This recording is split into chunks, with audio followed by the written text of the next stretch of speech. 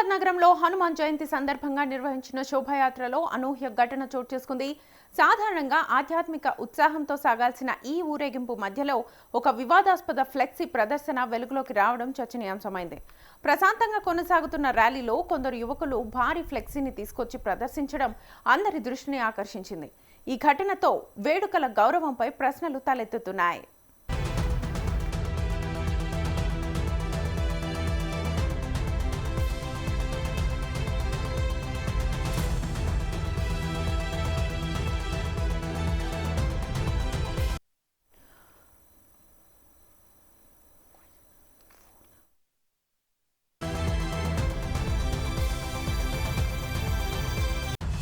హనుమాన్ శోభాయాత్రలో ఆసక్తికర ఘటన అయితే చోటు చేసుకుంది. ఒకవైపు ఛత్రపతి శివాజీ మహారాజ్, మరోవైపు లారెన్స్ బిష్నోయ్ ఫోటోకు సంబంధించిన ఫ్లెక్సీ వెలువడం ప్రస్తుతం చర్చనీయాంశంగా మారింది. ఇదే అంశానికి సంబంధించి ఫుల్ డీటెయిల్స్ మా ప్రతినిధి ప్రభాకర్ అడిగి తెలుసుకుందాం. ప్రభాకర్, ఇవాళ హనుమాన్ శోభాయాత్రలో చాలా వినూత్న ఘటన జరిగిందని చెప్పుకోవచ్చు.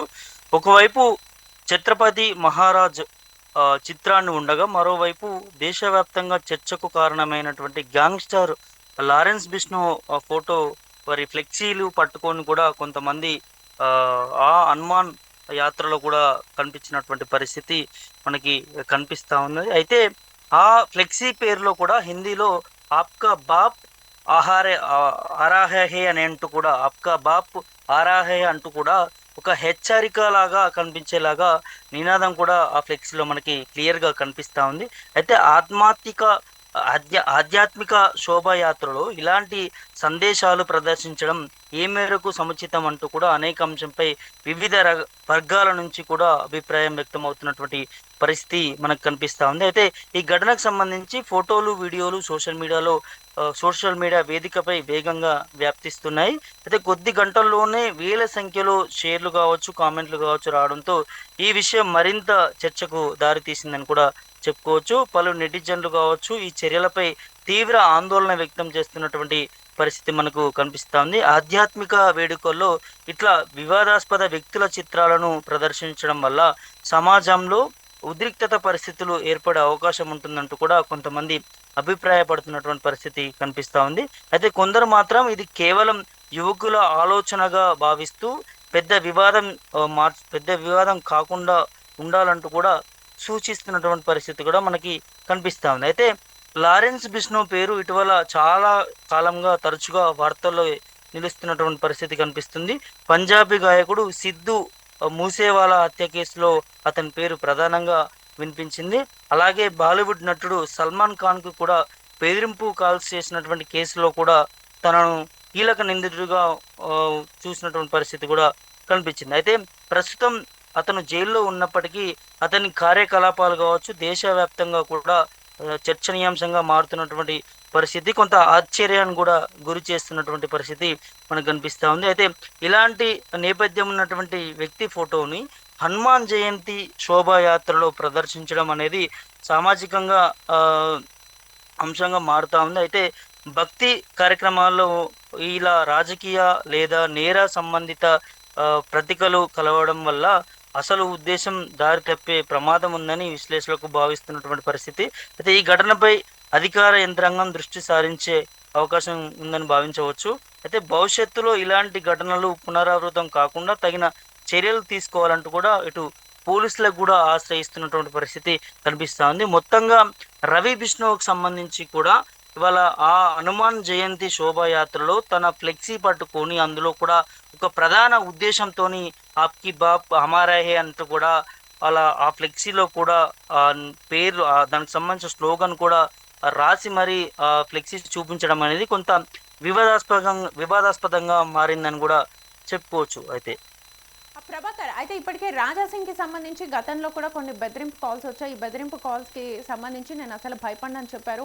హనుమాన్ శోభాయాత్రకు సంబంధించి కూడా ఇటు పోలీసులు ప్రొటెక్షన్ నాకు అవసరం లేదు, మేమే చేసుకుంటాం అన్న రీతిలో కూడా మాట్లాడారు. ఈ నేపథ్యంలో శోభాయాత్ర అయిపోయే లోపు లేపేస్తాం అన్న బెదిరింపు కాల్స్ కూడా రాజాసింగ్కి వచ్చాయి. ఈ నేపథ్యంలో వెలిసిన ఫ్లెక్సీగా మిగతా వాళ్ళు భావిస్తున్నారు. సో దీనికి సంబంధించి అప్డేట్స్ ఎలా ఉన్నాయి?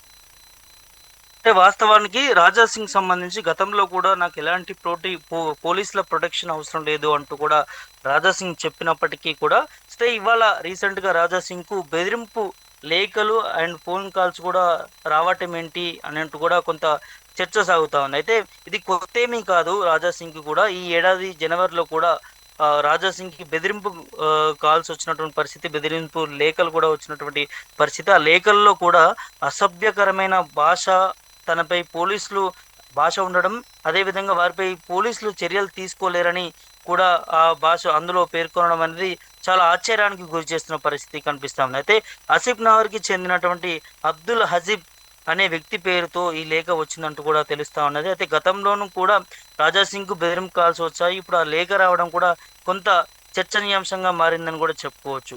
అయితే రాజా సింగ్ కు ఇవాళ ప్రాణహాని ఉందంటూ కూడా, ప్రాణహాని తలబెడతామంటూ కూడా ఇప్పుడు గుర్తు తెలియని వ్యక్తి కూడా లేఖ అందడం అనేది రాజకీయ వర్గాల్లో కొంత కలకలం రేపుతుందని కూడా చెప్పుకోవచ్చు. అయితే ఆదివారం సాయంత్రం నేరుగా రాజా సింగ్ నివాసానికి ఈ లేఖ చేరిందని కూడా తెలుస్తా ఉంది. అయితే రాజా సింగ్ తో పాటు ఆయన కుమారుడిని కూడా లక్ష్యంగా చేసుకొని హతమారుస్తామంటూ కూడా లేఖలో పేర్కొన్నట్టు తెలుస్తా ఉంది, హెచ్చరించినట్టు కూడా తెలుస్తా ఉంది. అయితే పరిస్థితి తీవ్రతను తెలుసుకోవచ్చు మనం ఎంత వరకు వెళ్తుంది ఏంటి అనేది కూడా. అయితే గతంలోనూ కూడా అనేక సార్లు ఇంటికి కావచ్చు బెదిరింపు కాల్స్, మెసేజ్లు రాజా సింగ్ వచ్చిన పరిస్థితి మనకి కనిపిస్తుంది. అయితే ఈసారి డైరెక్ట్ గా నిందితుడు ఏకంగా పోలీసుల వైఫల్యాలను ఉదహరిస్తూ లేఖ రాయడం అనేది చాలా చర్చనీయాంశంగా మారిందని చెప్పుకోవచ్చు. అయితే తనను పోలీసులు ఏమీ చేయలేరని, గతంలో విచారణ పేరుతో పిలిచి కేవలం ఆధార్ కార్డు తీసుకొని వదిలేశారంటూ కూడా ఆ నిందితుడు లేఖలో పేర్కొనడం అనేది ఇవాళ భద్రత లోపాన్ని కూడా ఎత్తి చూపినట్టు తెలుస్తోంది. అయితే ఈ ఘటనపై రాజా సింగ్ కూడా తీవ్రంగా మండిపడుతున్నట్టు తెలుస్తోంది. దీనికి ముమ్మాటికి పోలీసుల వైఫల్యమేనని తాను మాట్లాడుతున్న పరిస్థితి మనకు కనిపిస్తా ఉంది. అయితే ముఖ్యమంత్రి రేవంత్ రెడ్డి, డీజీపీ మరియు నగర పోలీస్ కమిషనర్లు కూడా పదే పదే ఫిర్యాదు చేసినా కూడా ఫలితం ఉండటం లేదని ఆయన ఆవేదన వ్యక్తం చేసిన పరిస్థితి కనిపిస్తుంది. నిందితులు ఏ పోస్ట్ ఆఫీస్ నుండి లేఖ రాశారో, పంపించారో ఆ ప్రాంతంలో సీసీటీవీలు కావచ్చు, సీసీ కెమెరాలు కావచ్చు పరిశీలిస్తే నిందితులను పట్టుకోవడం సులభమే అంటూ కూడా వారు మాట్లాడిన పరిస్థితి కనిపిస్తా ఉంది. అయితే పోలీసులు మాత్రం అధికార పార్టీ ఒత్తిళ్లకు లోబడి కీలు బొమ్మలుగా మారారంటూ కూడా వారు కొంత విమర్శిస్తున్నటువంటి పరిస్థితి కనిపిస్తా ఉంది. అయితే తన భద్రత విషయంలో ప్రభుత్వం నిర్లక్ష్యంగా వ్యవహరిస్తుందని, నిందితులని వెంటనే పట్టుకోకపోతే పరిణామాలు తీవ్రంగా ఉంటాయంటూ కూడా ఆయన కొంత హెచ్చరిస్తున్నటువంటి పరిస్థితి కూడా మనకు కనిపిస్తా ఉంది. అయితే బెదిరింపులకు తాను కానీ తన కుటుంబం కానీ భయపడే ప్రసక్తే లేదంటూ కూడా అయితే రాజా సింగ్ స్పష్టం చేసిన పరిస్థితి. తన కుమారుడిని కేవలం అంటే రాజకీయాల కోసం కాకుండా హిందూ ధర్మ పరిరక్షణ కోసమే సిద్ధం చేశానని తను మాట్లాడుకుంటూ వచ్చిన పరిస్థితి. ఎందుకంటే తన కుమారుడి పైన కూడా కొంత ఆ లేఖలో పేర్కొనడం అనేది కొంత చర్చగా సాగుతుందని చెప్పుకోవచ్చు. అయితే ఛత్రపతి శివాజీ మహారాజ్ తర్వాత శంభాజీ మహారాజ్ ఎలాగైతే ధర్మ రక్షణ కోసం పోరాడాడో తన తర్వాత తన కుమారుడు కూడా అదే మార్గంలో నడుస్తాడంటూ కూడా కొంత ధీమా వ్యక్తం చేసినటువంటి పరిస్థితి కనిపిస్తా ఉంది. ఇట్లాంటి బెదిరింపులకి, లేఖలకి తన ధర్మ కార్యాన్ని ఆపలేనంటూ కూడా తన కుటుంబం అంతా ధర్మ మార్గంలోనే పనిచేస్తుందంటూ కూడా ఆయన మాట్లాడుతున్నటువంటి పరిస్థితి కనిపిస్తుంది. అయితే తాజాగా ఈ పరిణామాల నేపథ్యంలో రాజా సింగ్ నివాసం వద్ద కొంత పోలీసుల భద్రతను మరింత కఠినం చేసినటువంటి పరిస్థితి కనిపిస్తా ఉంది. అయితే జూన్ నెలలో కూడా మరోసారి బెదిరింపు కాల్స్ కూడా వచ్చాయి. గతంలో కూడా రాజా సింగ్ కి తన కుటుంబానికి కావచ్చు, తనకు కావచ్చు, ముఖ్యంగా తన కొడుకుని కిడ్నాప్ చేసి చంపేస్తామంటూ కూడా గుర్తు తెలియని వ్యక్తులు కూడా తనకి ఫోన్ చేసి బెదిరించాడంటూ కూడా గతంలో కూడా రాజా సింగ్ ఒక వీడియో తీయడం జరిగింది. అది సోషల్ మీడియాలో కూడా పెట్టడం జరిగింది. అయితే ఈ బెదిరింపులకి తను భయపడనంటూ కూడా దమ్ముంటే ఎదురుగా వచ్చి పోట్లాడమని చెప్పి కూడా వారికి సవాల్ వేసినటువంటి పరిస్థితి కూడా మనం గతంలో చూసాం. అయితే ఈ విషయం తనం సోషల్ మీడియాలో కూడా వీడియో కూడా పోస్ట్ చేసినటువంటి పరిస్థితి కూడా అప్పుడు చూసాం. అది అప్పుడు కూడా ఇదే విధంగా కొనసాగిన పరిస్థితి కనిపిస్తుంది. అయితే ఒక ఫోన్ సంభాషణ కూడా ఆ గతంలో కూడా జరిగింది దీనికి సంబంధించి. అయితే ఈ మధ్య కాలంలో ఇలాంటి బెదిరింపు మెసేజ్లు ఎక్కువ అవ్వడంతో భద్రతా సిబ్బందిని బుల్లెట్ ప్రూఫ్ కారును ఉపయోగించుకోవాలంటూ కూడా ఇటు తెలంగాణ పోలీసులు కూడా రాజా సింగ్ కి ఆల్రెడీ ఆదివారం నాడు నోటీసులు జారీ చేశారు గతంలో రీసెంట్గా. అయితే ఆ భద్రతా కారణాల వల్ల ఒంటరిగా బయట తిరగవద్దని ఆయనకి విజ్ఞప్తి చేసినారు. అయితే మరోవైపు గోషమాల్ ఎమ్మెల్యే రాజా సింగ్ కేంద్ర మంత్రి అమిత్ షాకి కూడా లేఖ రాశారు. రాజా సింగ్ అమిత్ షాకి లేఖ రాసిన పరిస్థితి. ఆ లేఖలో కూడా తను కొన్ని కీలక వాక్యాలు కూడా రాసినటువంటి పరిస్థితి మనకు కనిపిస్తుంది. ఏంటంటే అవి తరచూ తనకి బెదిరింపు కాల్స్ వస్తున్నాయి. ఈ విషయాన్ని లేఖలో ప్రస్తావిస్తూ తన కుటుంబానికి కానీ భద్రత కల్పించాలంటూ మన అమిత్ షాకు విజ్ఞప్తి చేసిన పరిస్థితి కనిపిస్తుంది. ఇటీవల కాలంలో తనకే కాకుండా తన కుటుంబ సభ్యులకి కూడా బెదిరింపు కాల్స్ వస్తున్నాయి. అదేవిధంగా ఇక్కడ ఉన్నటువంటి పోలీసులు దీని మీద స్పందిస్తలేరు. అనేక దఫలాలుగా వారికి రిక్వెస్ట్ చేసినా వారికి కంప్లైంట్ చేసినా కూడా దీని మీద సరైన యాక్షన్ తీసుకోవట్లేరు అంటూ కూడా వారు కొంత లేఖలో ప్రస్తావించినట్టు తెలుస్తూ ఉంది.